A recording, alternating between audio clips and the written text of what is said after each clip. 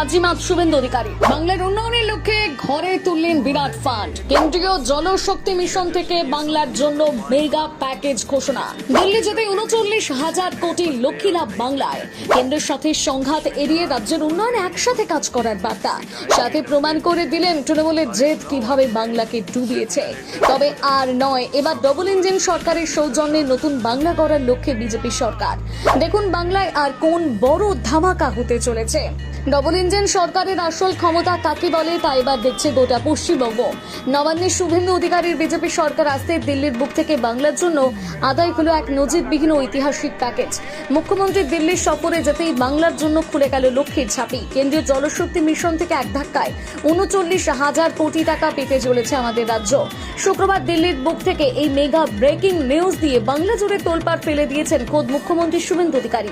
একটু মনে করে দেখুন বিগত দিনগুলোর কথা। মমতা বন্দ্যোপাধ্যায়, অভিষেক বন্দ্যোপাধ্যায়ের জমানায় দিল্লির সাথে শুধু ঝগড়ার কাদা ছোড়াছুড়ি চলত। কারণ কি? কারণ পিসি ভাইপোর সরকার কেন্দ্রীয় প্রকল্পের নাম বদলে নিজেদের স্টিকার লাগাতো আর গরিবের হকের টাকা কাটমানি খেয়ে নিজেদের পকেট ভরত। চুরির ভয়ে দিল্লির টাকা আটকে রাখলে এরা বঞ্চনা করে চিৎকার করত।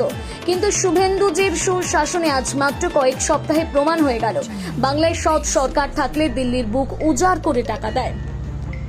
সাংবাদিকদের সাথে এক ঘরোয়া কথোপকথনে মুখ্যমন্ত্রী শুধু ৩৯,০০০ কোটি টাকাই নয় বরং একগুচ্ছ কেন্দ্রীয় প্রকল্পের মেগা বরাদ্দের ইঙ্গিত দিয়েছেন। জানা গিয়েছে রাজ্যে এবার নমানি গঙ্গে প্রকল্পে বিপুল বিস্তার হতে চলেছে। শুধু তাই নয়, কেন্দ্রীয় স্বাস্থ্যমন্ত্রী জেপি নাড্ডা ভার্চুয়াল বৈঠক করে বাংলার জন্য আয়ুষ্মান ভারত বা আয়ুষ্মান মন্দির প্রকল্পের বিপুল টাকা ছাড়তে চলেছেন, যা এতদিন তৃণমূল সরকার অহংকার বশত আটকে রেখেছিল।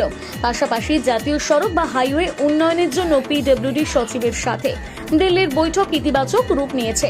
টাকা পয়সার পাশাপাশি বাংলার সুরক্ষাকে এবার ১০০% নিশ্চিত করতে কোমর বেঁধে নেমেছেন স্বরাষ্ট্রমন্ত্রী অমিত শাহ এবং মুখ্যমন্ত্রী শুভেন্দু অধিকারী।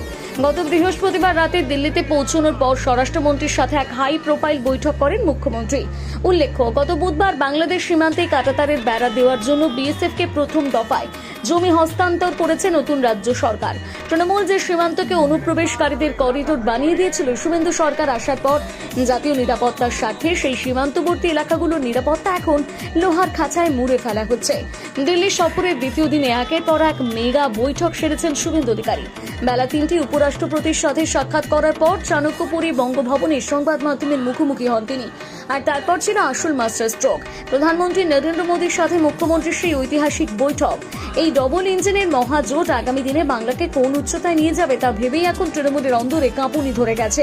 বিগত ১৫ বছর ধরে যে বাংলাকে চোর আর ভিখারি বানিয়ে দিয়েছিল পিসি ভাইপো সিন্ডিকেট, আজ শুভেন্দুজির হাত ধরে সেই বাংলা রাজকীয় সম্মানের সাথে নিজের প্রাপ্য বুঝে নিচ্ছে। ৩৯,০০০ কোটির পানীয় জলের প্রকল্প থেকে শুরু করে সীমান্তের নিশ্চিদ্র নিরাপত্তা উন্নয়নের জোয়ারে ভাসতে চলেছে নতুন পশ্চিমবঙ্গ। তোষণের অন্ধকার কাটিয়ে বাংলা আজ আসলেও এক নতুন এবং শক্তিশালী সোনার বাংলা গড়ার পথে পা বাড়িয়েছে। আপনার কি মনে হয়, শুভেন্দু অধিকারীর দিল্লি গিয়ে ৩৯,০০০ কোটি টাকা নিয়ে আসায় বাংলার ভাগ্যে কি এবার আসলেও বদলে যাবে? কমেন্ট বক্সে জানান আপনার মতামত।